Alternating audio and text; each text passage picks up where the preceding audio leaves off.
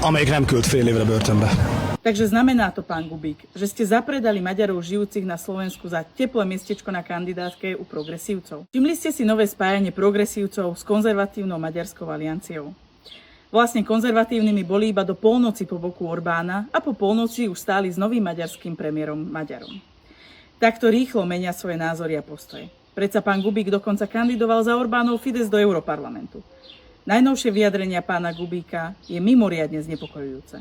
Pretože populisticky tvrdiť, že ho chce premiér Fico zavrieť, je totálnym blúdom. Robert Fico vagy Michal Šimečka? Amelyik nem küld fél évre börtönbe.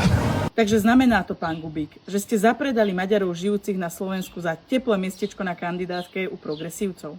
Pôjdete od Orbána k Šimečkovi a rovno až do Europarlamentu. Zrádzate svojimi postojmi reálne hodnoty, na ktorých Maďarská aliancia vždy stála.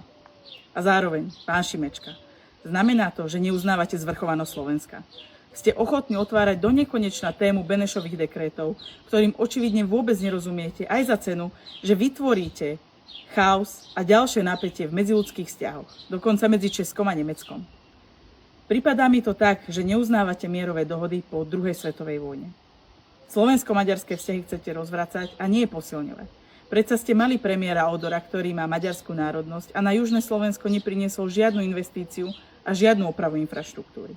Naopak pán premiér navštevuje južné Slovensko pravidelne. Rozdávajú sa obrovské finančné zdroje na výjazdových rokovaniach vlády a obnovil dialog s V4.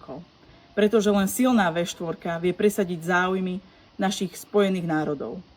Vašou štvavou kampaňou obaja len ukazujete, že vám záleží len na vlastnej prosperite a nemáte skutočný záujem pomáhať Maďarom na našom území.